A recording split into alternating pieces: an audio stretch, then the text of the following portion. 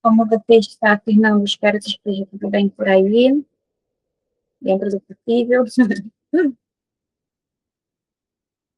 Bom, vamos começar. Então, hoje a gente vai falar sobre os erros, principais erros, né, que acontecem quando as pessoas vão tentar tratar uma crise de ansiedade, erros que eu considero, por parte de alguns profissionais, ou que pelo menos eu discordo, e coisas que a gente escuta por aí que, na minha opinião, são grandes equívocos que dificultam muito a gente a tratar as crises. Então, o primeiro ponto que a gente vai falar é se é possível ou não controlar as crises. Não sei o que vocês acham. O outro que a gente vai abordar é se as crises elas são um erro ou uma sabedoria do nosso corpo, que a gente escuta muito falar de que as crises de ansiedade são uma rota mal calculada do corpo. E aí a gente vai falar um pouquinho sobre isso, que é uma coisa bem importante.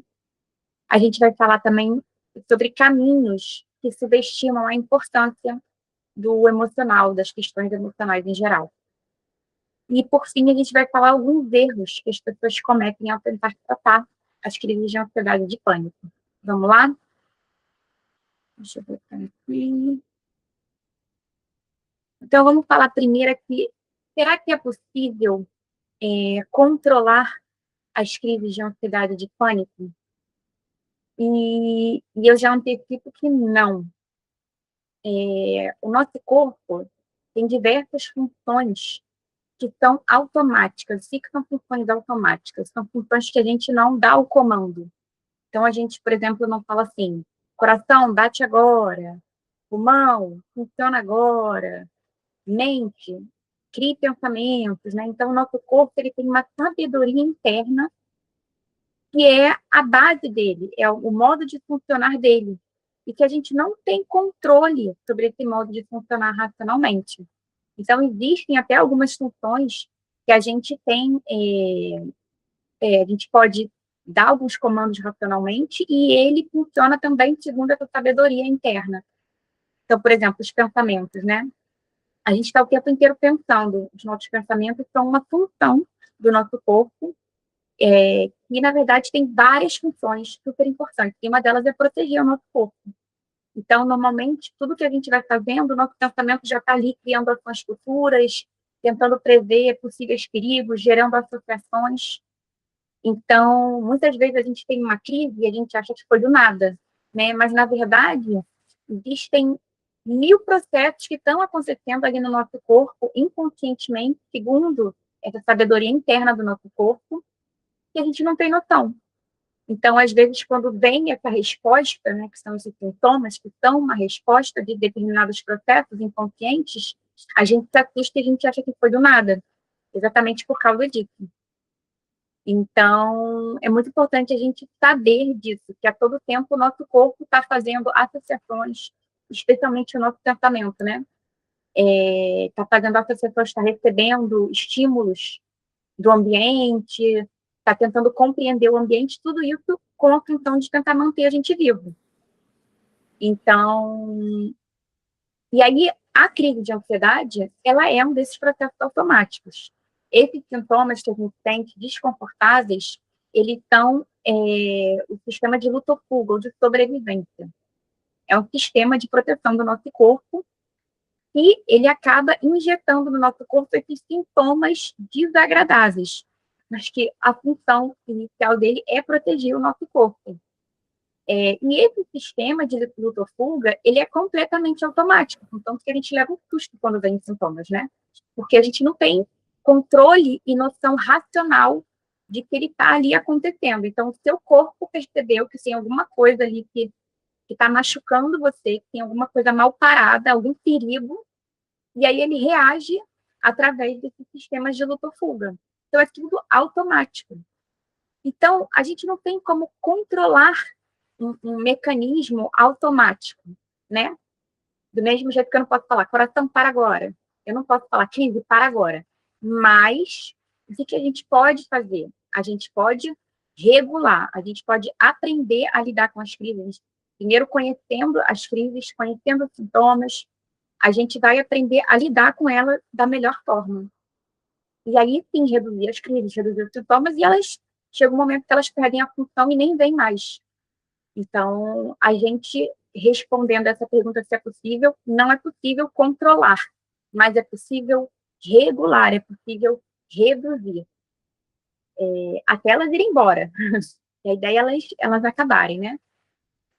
E essa ideia, né, de tentativa, de controle, a gente vê muito hoje em dia, né, essa ideia de controlar as emoções, o ser humano buscando essa racionalidade acima de tudo, tentando controlar tudo, e a gente vê que a gente não tem esse controle. E, e sobre as crises também, né? Eu falo que é um pouquinho de prepotência, prepotência nossa. O ser humano achando que pode fazer tudo, que controla tudo, né? E aí eu até coloquei aqui, né, que você não pode dizer que, assim, emoção não aconteça. Eu não quero mais sentir raiva de fulano, não quero mais sentir tristeza. A gente não tem esse poder, né? A gente sente automaticamente. A emoção e o sentimento, eles simplesmente estão, eles simplesmente acontecem. E é importante a gente deixar eles acontecerem. É importante a gente não tentar bloquear eles. E aí a gente entra no próximo tópico, porque quando a gente pensa em controle, né, que você parar para pensar assim, o que é ter controle de alguma coisa? Não sei, eu imagino colocar alguma coisa assim dentro da minha mão, né, ter controle, segurar. Então, a gente imagina sempre uma atitude de força um pouco, né, de lutar contra, de conter. E, e na verdade, o que cura, o que trata, é a gente primeiro ver que aquilo está acontecendo. Então, uma crise, ela precisa ser vista, ela precisa que a gente, ok, crise, eu sei que você existe. Eu sei que você existe, eu sei que você tem uma função. Depois, quanto mais a gente entender, né, melhor a gente vai conseguir escutar o que essa crise tem para dizer para a gente. E a gente vai tentar dialogar e regular ela, a gente vai lidar com ela, para que ela reduza, né, porque a gente não quer sentir desconforto, e a gente também não precisa, a partir do momento que você já entendeu que a crise ela tem um papel ali, que ela está ali como uma mensageira, e você está correndo atrás de entender que papel é esse, né, que mensagem é essa que ela está trazendo, você não precisa ficar passando mal, né? Então, a ideia não é você ficar, crise, eu estou te vendo, então continua, não. A ideia é acabar com os sintomas mesmo, mas primeiro você vê, você aceitar que elas existem, e prestar atenção às pistas, porque no que o seu corpo sente, muitas vezes você tem crise, cada um sente diferente, né? Mas às vezes algumas pessoas sentem falta de ar, então o que ela sente? Ela se sente sufocada. Outras pessoas já se sentem como se fosse sem borda, como se elas estivessem. Opa, permiti. Outras pessoas. Oi, Fabi, tudo bem?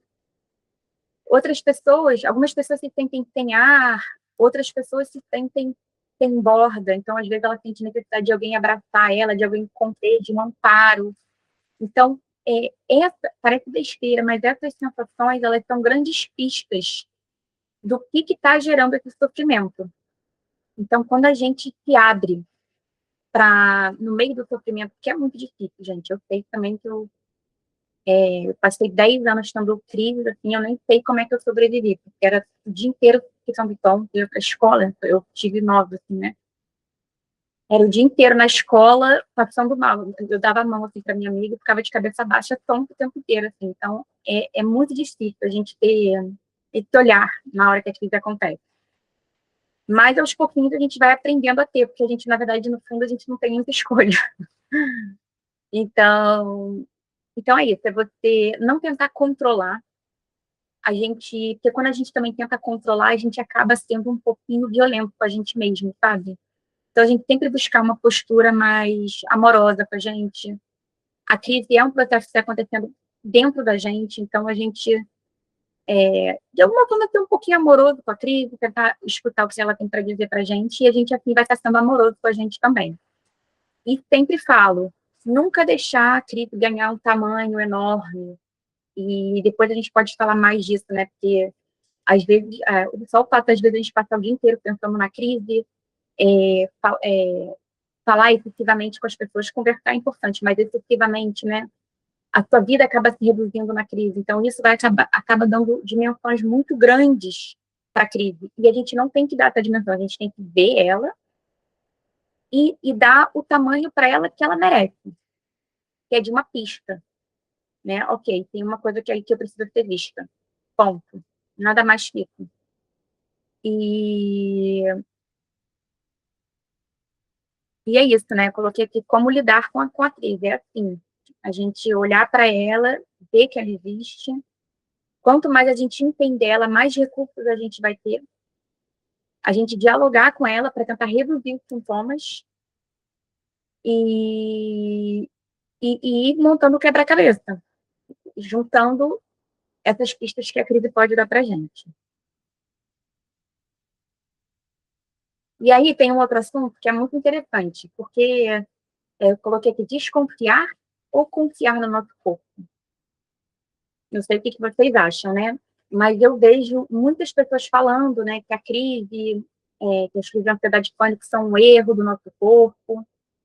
E quando a gente duvida dessa forma do que a gente sente, a gente acaba duvidando da gente. A gente começa a entrar em ideias assim, gente, será que eu tô maluca?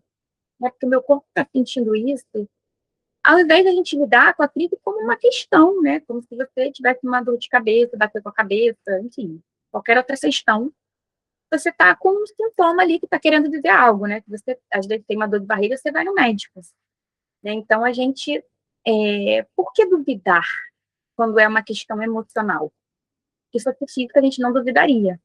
Né? Se fosse física, aquela dor que a crise de ansiedade é muito pesada.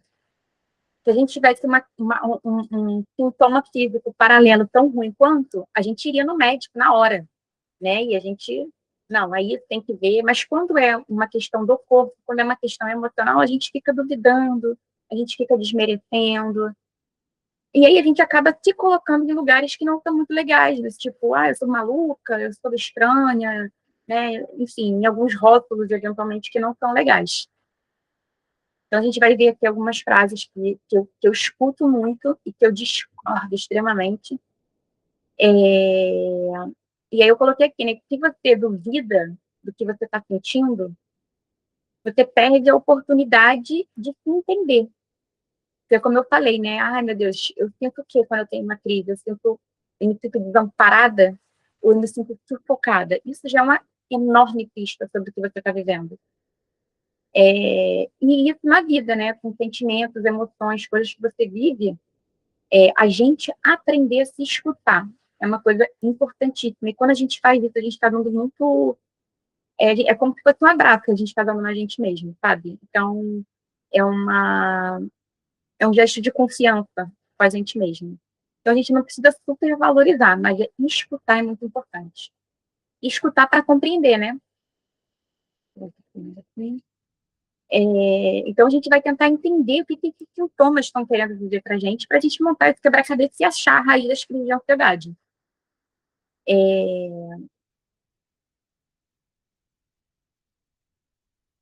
E aí, a ideia é a gente fugir do que a gente sente, porque não é importante ou porque é um engano.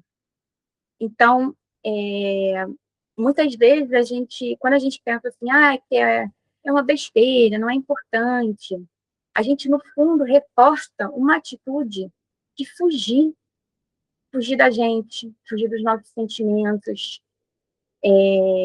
Aí volta um pouco para aquela ideia, né, da noite, e que às vezes a noite é um momento difícil para as pessoas, é um momento que, por um lado, quando você está bem com você mesmo, você adora, você fica super à vontade, mas quando você não está muito bem, é um momento mais de angústia. Algumas pessoas estão mais sensíveis à noite, outras pessoas gostam, né? Então, assim, não é pra gente rotular à noite, tá? Mas, porque é um momento mesmo que a gente entra em contato com a gente. E quando você está acostumada a sufocar o que você sente, a não olhar, a atender a milhares de estímulos, então é como se existisse um buraquinho ali que está querendo que exista, e você começa a tapar ele com pessoas, mensagem, celular, não sei o que, não sei o que, não sei o que, não sei o que lá. Em algum momento aquilo, né, se tiver alguma coisa naquele buraco, vai vir, né? Mesmo que você estiver tapando assim, vai rolar uma erupção em algum momento ali. E aí a gente entender que o que a gente sente não é um engano. E que a gente e que o que a gente sente merece ser visto. Então, para a gente não fugir, é essa postura da gente não fugir. E que é muito interessante, quando a gente tem a crise, o nosso primeiro ímpeto é fugir. E tudo bem, porque, né, enfim, existem outras questões envolvidas e tal. Mas a gente, com recursos, porque nem sempre ouvir o que a gente sente é fácil, e a gente tem que tomar cuidado também para não, assim, né, às vezes a gente fala até de retraumatizar, né, para não, também não se afundar tanto ali. Então, a gente tenta criar recursos para se escutar da melhor forma, assim, vamos dizer. E aqui eu vou voltar com a frasezinha que eu até mostrei ontem aqui, que é o que eu gosto muito. Ele fala: a verdadeira cura começa quando nos damos permissão para escutar o que há por dentro com coragem, presença e compaixão. Que nem sempre é fácil. E assim, tem assuntos que são super delicados, como o luto, e isso tem que ser feito, a escuta, né? A pessoa com ela mesma tem que ser feita com muita cautela, porque é uma dor muito profunda. E aí, vamos falar um pouquinho sobre a questão de subestimar o emocional. Hoje em dia, a gente fala muito mais sobre questões emocionais, com muito mais à vontade, mas sempre existiu muito preconceito, né? Então, tudo que é emocional parece que fala uma coisa um pouquinho negativa, de que a pessoa é meio fraca, que a pessoa é meio isso, que a pessoa é meio aquilo, que a pessoa é meio estranha, que a pessoa... até teve um menino que eu conheci, da escola, né, que depois eu encontrei com ele, ele falou, nossa, você tinha umas coisas tão estranhas. Aí eu, ai, que coisa fofa de dizer, né? Pessoa com sensibilidade, impressionante, assim. Estranho, tinha umas coisas estranhas, o que era aquilo? Hum. E é isso, e tem pessoas que não vão ter sensibilidade mesmo, assim, e é delas, é um problema delas, né, é uma questão delas, mas... e aí a gente pensa um pouquinho sobre essa ideia de que só existe o que pode ser visto, só merece ser validado aquilo que pode ser visto. Então, dores emocionais é como se elas não tivessem muito espaço, é como se elas merecessem dúvida, porque a gente não pode olhar, né? Porque um olho roxo é um olho roxo, a gente não duvida que ele é um olho roxo, né? Mas eu posso estar aqui com essa cara e por dentro eu estar acabada. Então, é uma coisa que a gente não vê, a emoção a gente não vê, né? Tá dentro, é intensa, mas a pessoa que está fora não vê. E quando a gente está tendo uma crise, para a gente é uma coisa assim terrível. Mas muitas vezes, para quem está olhando para a gente está igual, né? Às vezes até tem pessoas que suam, né? Tem alguns sintomas que acabam suando muito, mas você está ali, né? Você não está com o olho roxo, você não está com uma perna quebrada. E aí tem que se dar um valor pequeno para essas questões. E aí isso abre margem para falas como: ah, você está exagerando, está querendo chamar atenção, ai, isso não é tão importante, ai, relaxa, vamos fazer outra coisa.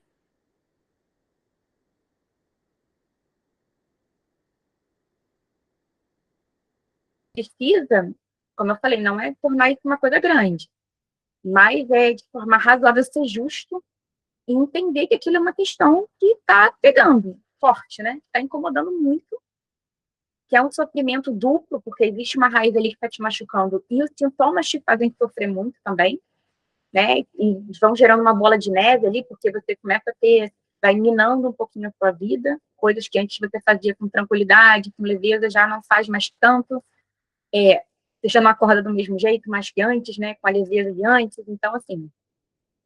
Mas tudo bem, porque antes também tinha alguma coisa ali que não estava legal. Então, né, para a gente não pintar esse antes como uma coisa perfeita.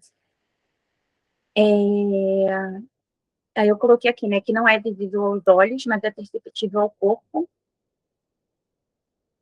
E a gente vê que a primeira coisa que a gente precisa é tornar aquilo visto. Aquela emoção vista, de preferência, não a crise. é mais o que está por trás, né? Quando a gente consegue enxergar o que está por trás, muitas vezes a crise simplesmente ela para de vir. Porque a crise tem ali uma função, depois eu vou fazer uma aula sobre isso, mas as nossas crises de ansiedade, elas têm uma função automática no nosso corpo, como tudo, como eu estava explicando no começo, né? O nosso corpo tem vários processos automáticos que estão acontecendo toda hora. E a gente não tem consciência sobre isso racional, né? Então, eu estou aqui, meu corpo tá, assim, sentindo as sensações, está prevendo possíveis futuros, possíveis cenários. Então, tem milhares de coisas acontecendo. E a crise também é um sistema automático. E aí aqui tem algumas frases que eu ficar morrer, que subestimam a questão emocional. Então, é que a crise é uma reação desproporcional a algo. E aí, quando eu vejo uma ligação direta ao que as pessoas falam, você está exagerando, sabe? Para mim é a mesma mentalidade, de alguma forma. E eu vejo profissionais falando isso, pessoas falando isso, eu falo, gente, mas o profissional mesmo desmerecendo uma coisa que precisa ser vista, né? Valorizada não no sentido de você dar um tamanho grande, uma importância grande, mas é uma coisa que precisa ser vista. Você tem que parar, e a crise ela é forte. Por quê? Porque ela precisa obrigar a gente a parar. A gente só para ver o que está acontecendo, que tem coisas que estão acontecendo que estão ferindo a gente, porque o sintoma é muito forte. Porque pensa bem, se os sintomas fossem fracos, muitas vezes você passa a sua vida inteira, né, ou até acontecer alguma outra coisa, sem mergulhar para dentro, sem olhar para você.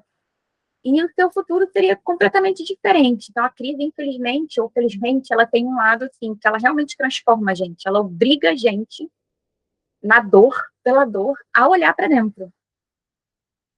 E aí outra frase que usa muito assim, crise é uma resposta a algo imaginário. Então, eu tipo assim, gente, então eu tô surtada, né? Então eu tô surtando, porque o que acontece, a crise é uma resposta a algo extremamente real que está acontecendo com você, com a qual você convive todos os dias. Então, você não teria crise, você não teria crises fortes. A crise só é forte porque tem uma coisa forte acontecendo. O corpo não é burro. Nosso corpo humano, gente, é a coisa mais sábia e mais incrível que existe, né? Natureza, o corpo dos animais, enfim.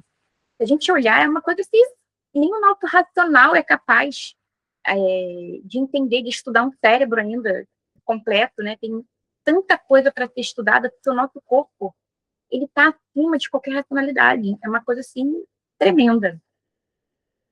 E é algo imaginário. O que que acontece é até o que eu estava falando antes, que a gente vai aprofundar mais para frente, que existe um ciclo do pânico. E que pânico e ansiedade tem as diferenças, tá? Mas isso não importa. Mas o que que acontece é que, muitas vezes, quando você tem a crise, que é gerada por um sofrimento, tem um sofrimento interno, que você não consegue identificar, tem uma crise, do nada, né? Seu corpo já estava ali fazendo associações, já estava percebendo que aquilo ali estava te trazendo algum perigo emocional, enfim, e aí deflagrou uma crise. Aí você teve uma crise. O que é imaginário nesse cenário todo é o que a gente pensa depois da crise. E aí a gente começa a pensar assim, ai meu Deus, estou passando mal, será que eu vou morrer? Será que eu estou com um problema sério de saúde? Será que o mundo vai acabar? A gente começa a ter uma despersonalização, de ficar um pouco perdido. Esses sintomas variam, né? Pensando de modo geral, assim. E a gente começa a imaginar o que os outros estão pensando. Isso tudo é imaginação. Isso sim é imaginação, né? Mas a crise em si, ela não acontece por uma coisa imaginária. Eu acho que é você dizer assim, seu corpo é um bobinho. Tipo assim, ele está fazendo uma coisa imaginária. Eu acho que é subestimar bastante, né? Mas, bom, opa. Outra coisa que falam muito é que você tem ansiedade por causa de pensamentos negativos. Mais uma vez, os pensamentos negativos, eles alimentam as crises. Então, pensamentos negativos, num momento de crise de ansiedade, que você está com muitos hormônios de adrenalina, enfim, que o seu corpo está completamente desorganizado, e são hormônios que demoram para sair do corpo, os pensamentos negativos, eles podem alimentar. E a gente nem chama de negativos, a gente chama de catastróficos. E sim, os pensamentos, eles têm um poder assim, importante. Muitas vezes eles podem servir um pouquinho como ordens, assim, um pouquinho para o nosso corpo. Né? Então, quando você pensa numa possibilidade, o seu corpo, o seu pensamento, buscando imaginar aquela possibilidade, ele cria um pouco daquela possibilidade. A mesma coisa, eu falo assim, gente, vamos comer um macarrão com molho de não sei o quê, e já começa a salivar, né?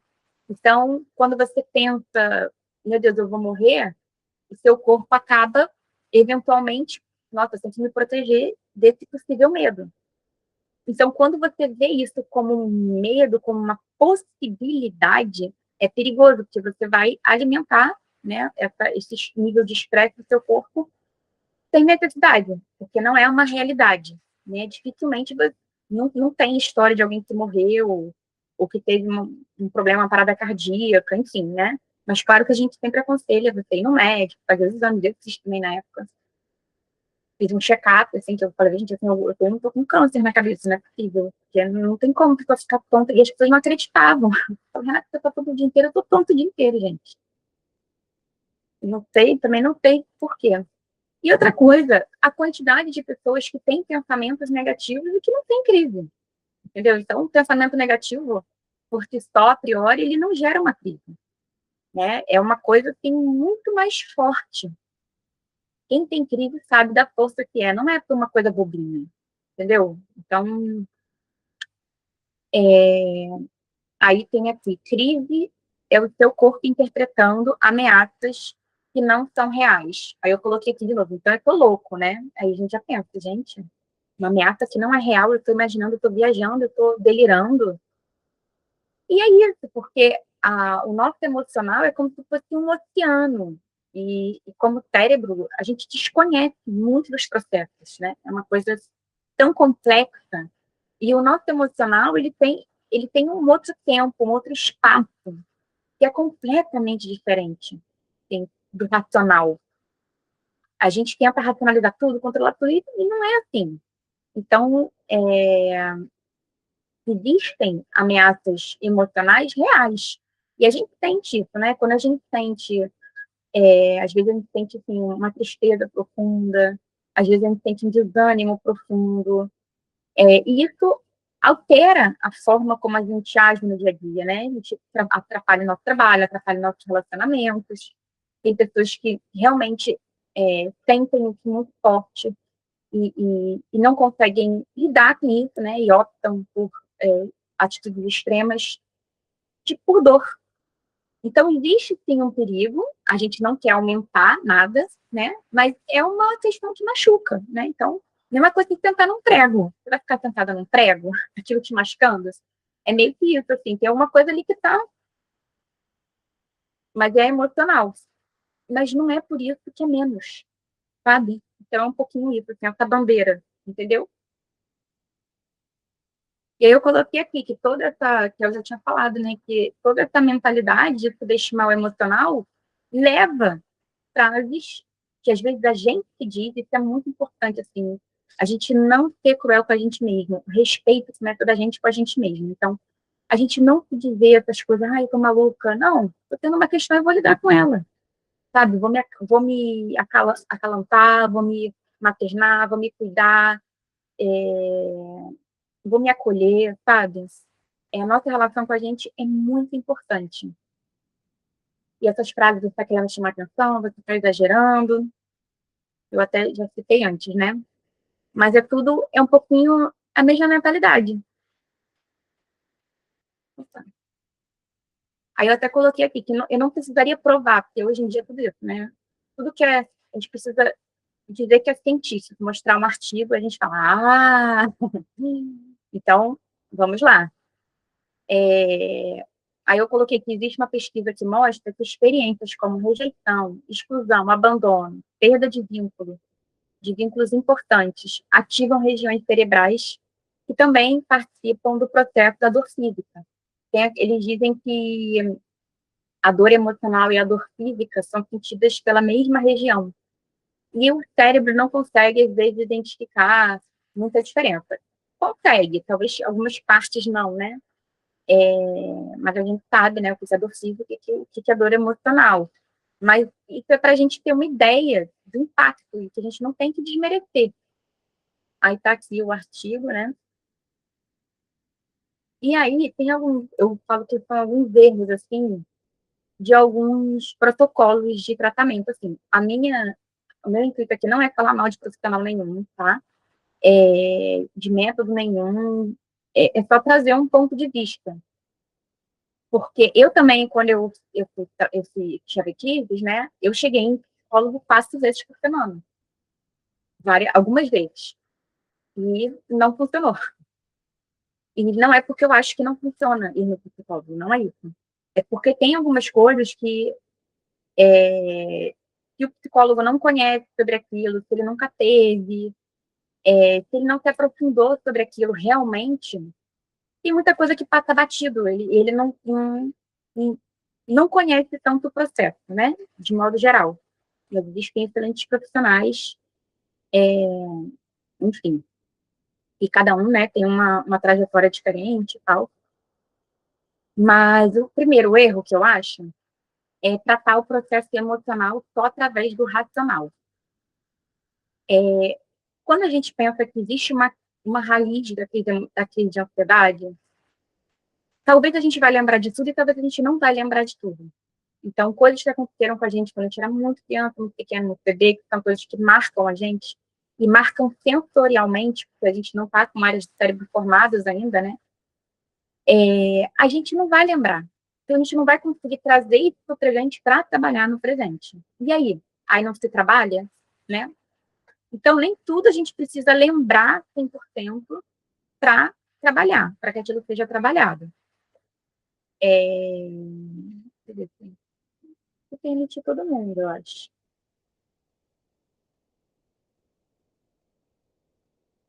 Ai, permite todos.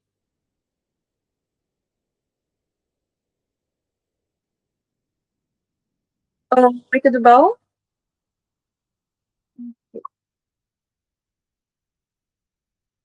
Então, é, então a gente vai ter coisas que a gente não vai lembrar, que a gente não vai conseguir racionalmente lembrar, ou que eventualmente talvez a gente não vai conseguir conectar. Algumas pessoas vão conseguir expressar melhor que outras, né? Vão conseguir fazer associações melhor que outras, porque umas desenvolveram mais, porque umas são mais fechadas, outras são, né, mais abertas, mais disponíveis.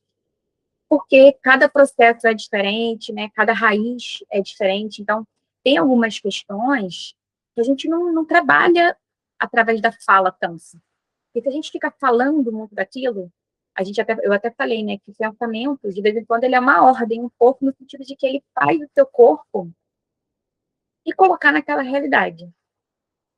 Então, se você fica falando o tempo inteiro de uma coisa que é muito ruim, que te machucou muito, que te traumatizou muito, você está trazendo para o seu corpo, toda hora que você conta o que aconteceu, né? Conta, o seu corpo traz toda aquela atmosfera, toda aquela emoção, aquela dor. Então, a gente fala que é meio que retraumatizar, né? Então, a terapia verbal, ela é muito importante, mas ela não pode ser o único caminho, a gente tem que fazer com cuidado, a gente tem que fazer com recurso. Porque senão a gente está machucando a pessoa, né? Muitas vezes ela não vai conseguir uma resposta ali na hora, e a gente acaba perdendo muita coisa, sabe? É como se a gente tirasse algumas páginas do livro, sabe? Algumas várias, rasgasse umas páginas. E você não pega a história toda, porque muita informação está no nosso corpo, nas nossas sensações. E é interessante a gente trabalhar ouvindo elas, porque vai fazer com que a gente se conheça. E no dia a dia a gente tenha mais ferramenta, mais autonomia para lidar. Né? Porque hoje você está lidando com uma questão de ansiedade, você sentir uma coisa e tal, mas isso pode te ajudar a lidar com outras questões no futuro também, né? Para te conhecer.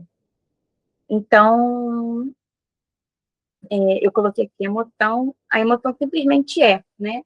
Ela vem e a gente não deve tentar barrar. A gente, né, é muito comum a gente ter medo do que a gente vai sentir, então a gente fica tentando não ver, muitas vezes porque a gente sabe que a gente vai sentir um impulso de fazer alguma coisa a respeito, ou que a gente sabe que talvez a gente deveria fazer alguma coisa a respeito. e a gente não está preparado, a gente não quer, não é o momento. Então, muitas vezes, a gente tapa o olho, ou porque ver coisas sobre pessoas que a gente gosta é difícil, e a gente fala assim, e aí? Essa pessoa que eu convivo, que eu amo tanto, ela tá me machucando. E aí? E aí, existem milhares de formas de resolver, né? Você não precisa quebrar o vínculo com aquela pessoa. Então, aí você vai trabalhar outras coisas, mas muitas vezes a gente, não vou mexer nisso, né? Então, a gente vai tapando ali.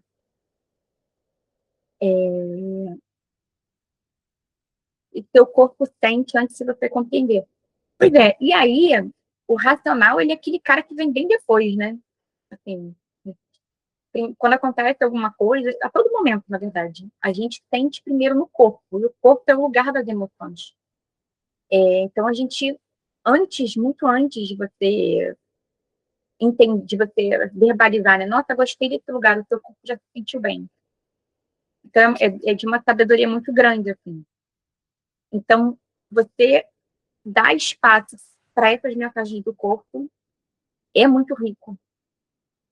E você trabalhar o corpo, porque sabe aquela situação assim, de que às vezes você sabe o que você está sentindo, né? Você sabe, já fiz de tudo, Renata, já entendi racionalmente, mas eu continuo triste, eu continuo.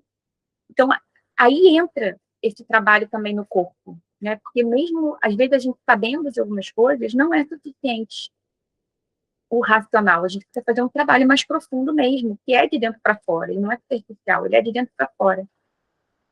Eu fiz muito isso através de hipnose, assim, na época eu não tinha essa noção de que era tão bom, porque quando eu comecei a fazer eu tinha 10 anos, aí depois, aí eu mudei de escola quando eu tinha uns 12, aí fui para uma outra que não tinha, e aí depois é que eu falei, nossa, quanta coisa em 2 anos eu melhorei por causa da hipnose, voltei a fazer hipnose, nossa, assim, foi fantástico, assim. Mas, enfim, e é um trabalho que você faz com o corpo, você faz com o inconsciente, que você relaxa o corpo, você dá comandos para o seu corpo, então você gera uma modificação de dentro para fora, e você também pode encontrar respostas a, no estado hipnótico, assim, é muito, muito interessante, muito seguro. E é isso, a gente não se limitar pelo racional, né? Acho que eu já falei tudo aqui.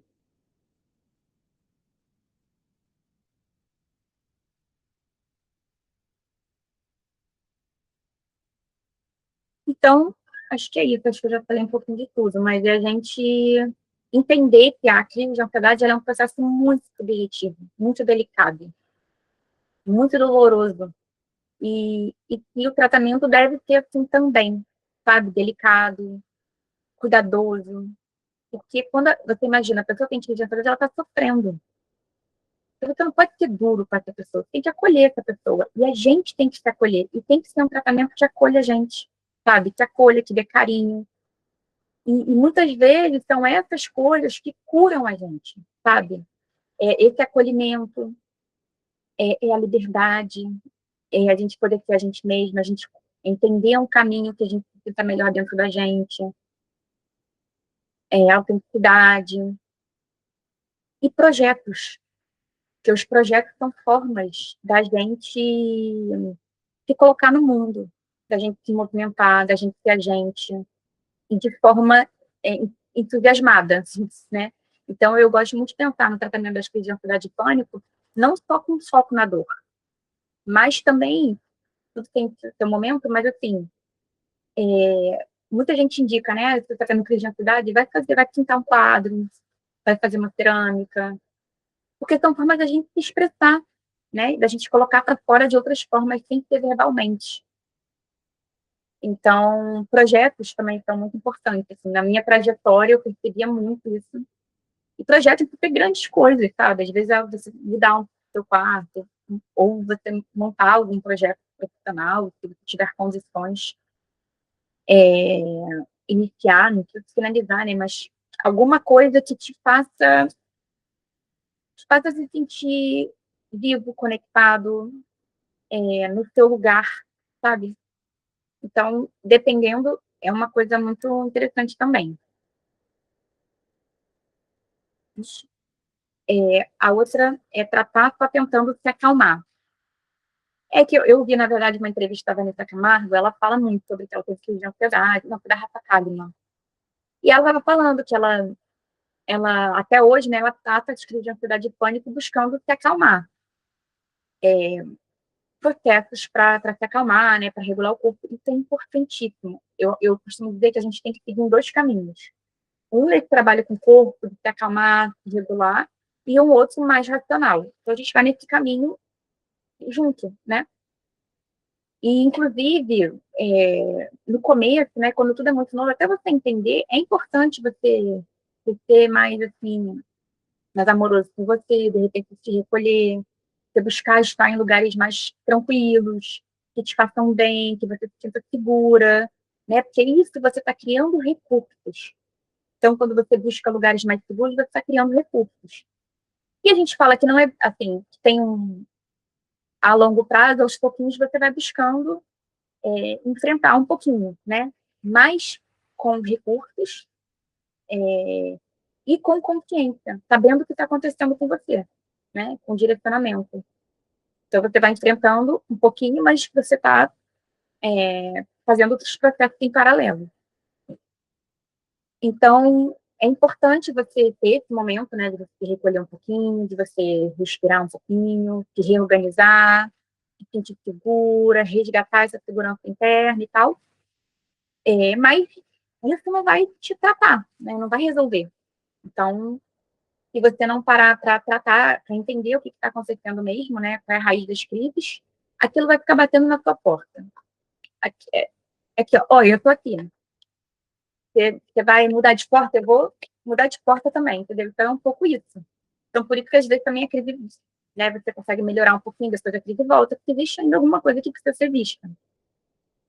E o erro 3, terapia não é lugar de conhecimento.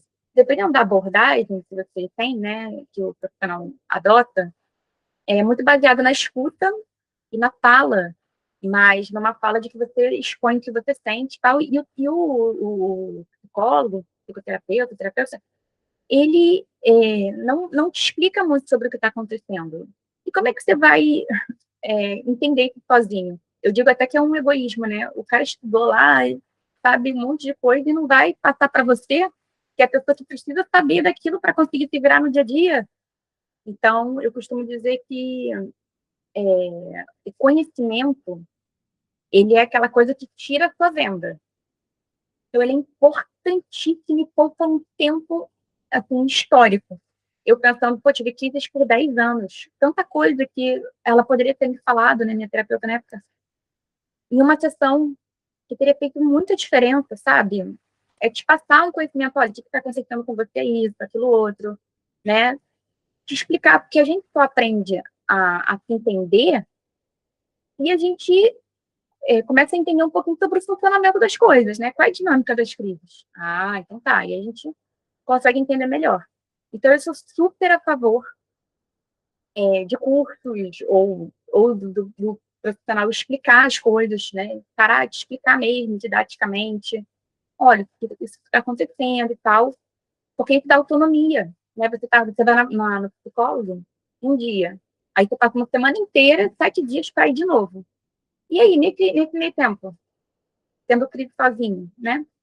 É complicado. E aí você não sabe como agir. Se eu fizer isso, vai melhorar? Não sei. Se eu fizer isso para piorar, você não sabe. Você fica, né, rendido ali.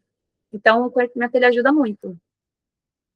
Aí eu coloquei aqui que a gente só consegue mudar o que a gente conhece. Né? Então, realmente, o primeiro passo é a gente criar consciência ali do que está acontecendo e a gente conseguir enxergar. E se a gente for parar para pensar, eu estou tendo crise por alguma coisa que está me machucando agora e eu estou convivendo com essa coisa. Não, pensa bem, não ia, sabe, ia passar, né? Se eu não estivesse convivendo, é uma coisa que eu estou tendo contato, ou uma coisa que está acontecendo. Tem gatilhos aqui, né, acontecendo. Existe algo acontecendo no presente.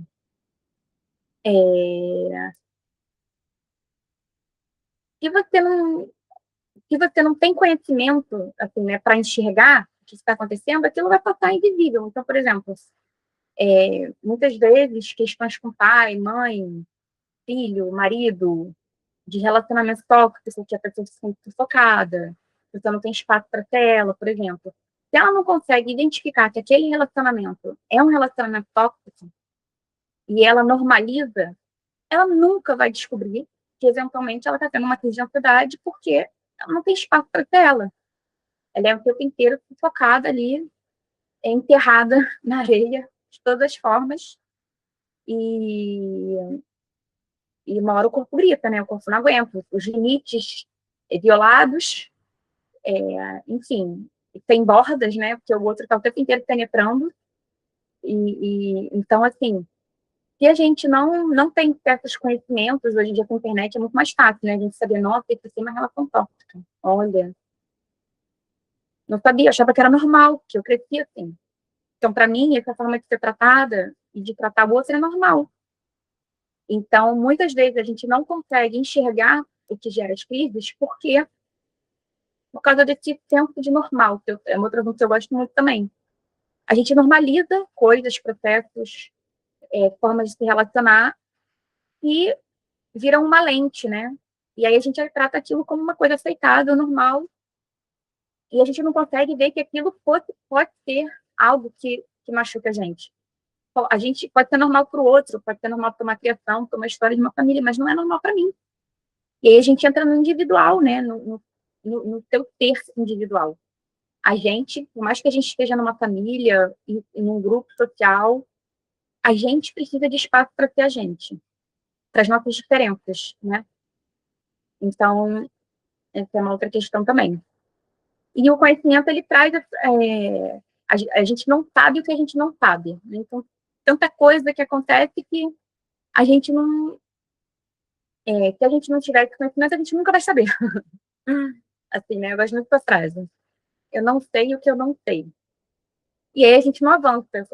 E aí a gente não avança.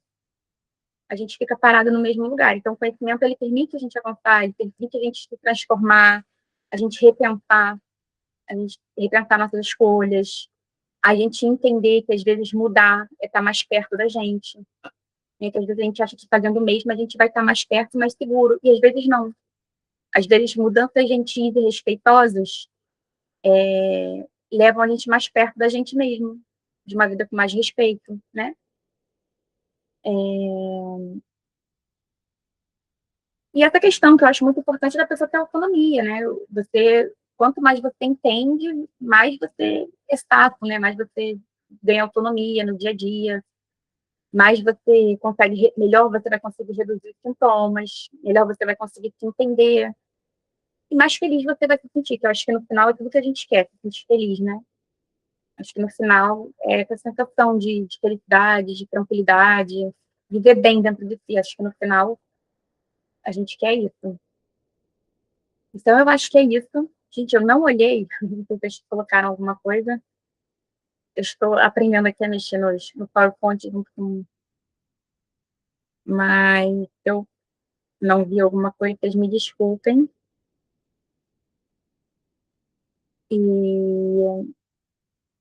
aí eu trouxe aqui um pouquinho, né, os pontos de que a gente não controla muitas funções emocionais do corpo. Então, a gente não deve buscar controlar, né? A gente deve buscar compreender e regular. O fato do nosso corpo ser regido por uma sabedoria interna, interior, muito inteligente, que o nosso racional não é capaz ainda de estudar, de entender por completo tamanha complexidade, a grandiosidade, uma coisa incrível, assim, e o quanto é importante a gente ouvir e respeitar essa sabedoria, sabe? Como humanos, né, que achamos que mandamos em tudo, a gente ter essa humildade, assim, para ouvir a sabedoria do corpo. O caminho de dentro é confiável e o seu corpo não está louco, nem você. É só uma mensagem. Que a gente falou também de tratar só através do verbal e do racional, que acaba não sendo efetivo e se não for feito cuidadosamente, pode até piorar um pouquinho, né? E o conhecimento, que é uma peça aí fundamental para tratar as crises, para que você consiga transformar esse te viola em limites respeitosos, ou em segurança em segurança, que você possa se conhecer, né? Se conhecer, conhecimento. E, bom, eu vou falar rapidinho aqui, porque não sei nem como não parou ainda aqui. E aí, o que, que eu estou buscando trazer o meu programa de acompanhamento também, para ver se faz sentido para as pessoas, é um programa novo, mas que eu elaborei exatamente trazendo tudo o que faltou para mim no meu processo e todos esses pontos que eu trouxe aqui hoje, né? Então, a importância do conhecimento, da gente aprender a ouvir o que o nosso corpo está dizendo, a gente fazer esse trabalho com o inconsciente, com o corpo, para não depender só da memória e da fala, de se expressar, para que a gente tenha vínculo e aconchego, espaço de vínculo e aconchego, porque eu não sei vocês, né, mas às vezes a gente se sente muito incompreendido, as pessoas ao redor não entendem tanto, umas mais do que outras, às vezes a gente tem vergonha de falar sobre com as pessoas, porque a gente acaba, né, criando esses estereótipos na nossa cabeça que vêm dessas ideias, né, desses preconceitos que eu falei antes, e aí a gente fala, não quero incomodar, não quero parecer estranho, então eu vou fingir que não está acontecendo nada, então e isso acaba sendo um peso, né? Então, a gente tem um lugar para conversar sobre isso. Eu fiz o post, né? E tantas pessoas falaram. Eu falei, nossa, se todas essas pessoas estivessem no mesmo espaço e pudessem eventualmente trocar, né? Compartilhar, porque algumas pessoas até conversaram entre si no post. E então, eu acho que seria uma coisa assim, incrível, sabe? Eu acho que seria uma coisa que é o que a gente mais precisa nesse momento de aconchego, né? De aconchego, compreensão, de vínculo, de amorosidade. Eu acho que esses são recursos também, recursos emocionais que são muito importantes para a gente ficar mais forte, sabe? Para dar, dar passos. Então, nesse programa, eu ofereço aulas estruturadas, né, por blocos, primeiro para você entender o que está acontecendo com você, falando do que os sintomas acontecem, cada sintoma em específico, todas essas questões que acontecem de medo de sair de casa, o medo de ter novas crises, como lidar com as crises quando elas acontecerem. Então, a gente faz um mapeamento, né, de razões. Então, são questões humanas. Então, mesmo que não seja a raiz da sua crise, você vai aprender alguma coisa sobre você, né? Então, a gente vai fazendo esse mapeamento. Então, além de ser um programa para reduzir os sintomas, que é muito importante, a gente quer reduzir os sintomas desde o começo, ao mesmo tempo de encontrar a raiz, né? É um programa de autoconhecimento, de autodesenvolvimento e de transformação, não deixa de ser, porque a gente também, depois de entender o que está gerando as crises, a gente precisa, de alguma forma, se reorganizar, fazer algumas mudanças para a gente não ficar mais vulnerável a essa coisa emocional aí que está machucando a gente, né? Então, isso vai demandar, eventualmente, uma mudança em outra, às vezes de posicionamento, às vezes de aprender a colocar limites, às vezes, enfim, de entender de outra forma o que está acontecendo. Então, algumas mudanças aí são importantes também. Então, essa parte das aulas gravadas, né? Porque também cada um tem o seu ritmo, então nossa, eu quero saber logo tudo, aí você vai lá e assiste. Às vezes você pode estar em casa com alguma questão, se sentindo sozinho, minha gatinha apareceu aqui, se sentindo sozinho, então você pode acessar uma aula que te faça bem, que faça você se sentir melhor, que não faça você se sentir tão sozinha. Rever, né, que às vezes a gente, cada vez que a gente vê, a gente aprende uma coisa diferente, a gente enxerga uma coisa diferente. Aí também eu ofereço meus áudios, que são, eu tenho o áudio SOS, que é um áudio que você pode usar durante uma crise. Eu tive uma crise, bate aquele desespero, a gente não sabe o que fazer, não sabe o que pensar, eventualmente a gente tem coisas salvas, um áudio salvo, alguma coisa, um exercício de respiração, a gente não sabe onde é que está, e a gente não tem estrutura para procurar, então é um áudio que é só você pegar, coloca no seu celular, você dá play, e ele vai trabalhar com técnicas de neurociência, enfim, tudo bem direitinho para você te ajudar a reduzir os sintomas, te dar um direcionamento, sabe? para não ficar naquele desamparo. Eu tenho os áudios, Hábitos do Equilíbrio, que são áudios para você de hipnose também, que são áudios para você usar ao acordar, a dormir, antes de dormir. E o intuito desses áudios é você usar qualquer parte do dia, entendeu? Você usar como uma ferramenta. Então, assim, nossa, acordei e estou angustiada, não acordei bem. Tem gente que acorda já angustiada. Não durmo bem, sabe? E são áudios que relaxam muito. Então, assim, vai te ajudar a dormir. Eu, volta e meia, acordo no meio da noite, eu ligo meu áudiozinho lá, quando eu vejo já dormi. Então, assim, para outras questões também, para foco, para autoestima, então eu estou cada vez mais montando blocos de áudios para situações diferentes. Então, é um recurso que você usar a qualquer hora. O refúgio, que seria esse grupo, então a gente faria encontros em grupo para a gente fazer esses exercícios também, porque muitas pessoas não fazem sozinhas, né? Para a gente trocar, para a gente fazer exercícios práticos, enfim, eu trazer temas também, a gente debater, gerar diálogo entre as pessoas, quem quiser conversar entre si. E eu coloquei.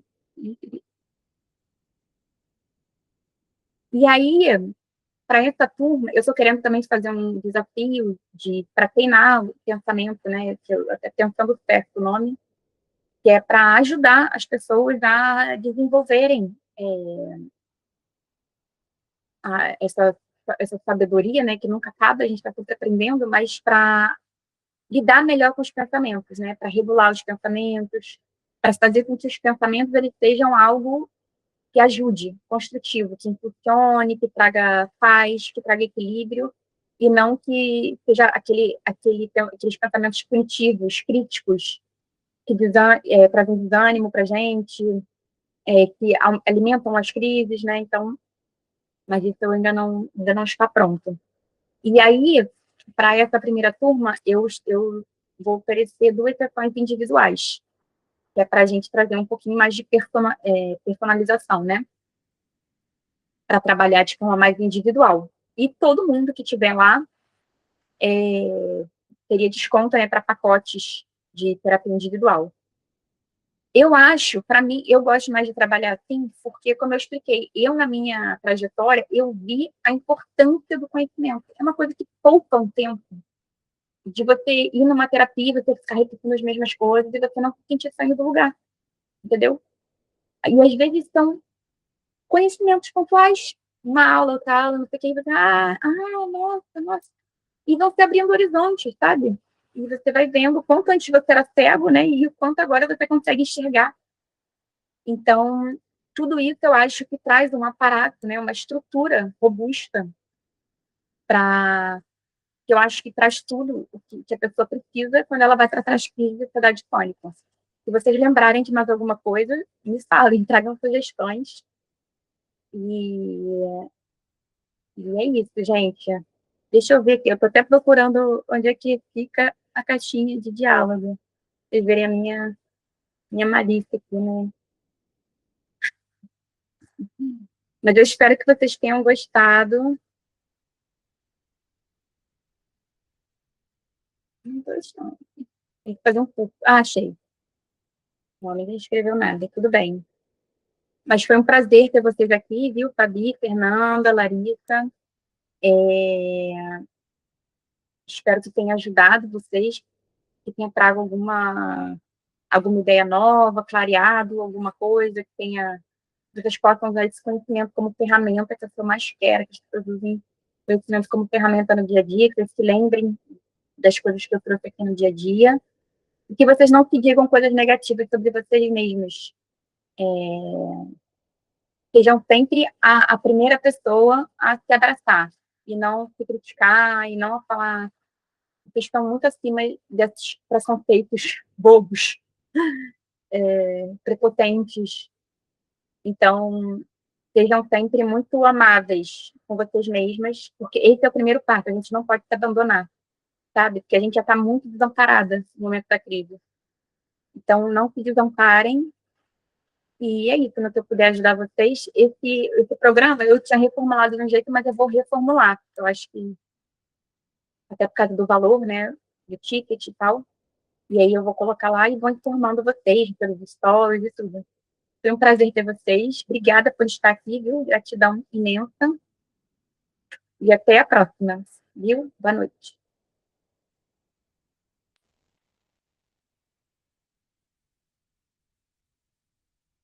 Assim, esse novo,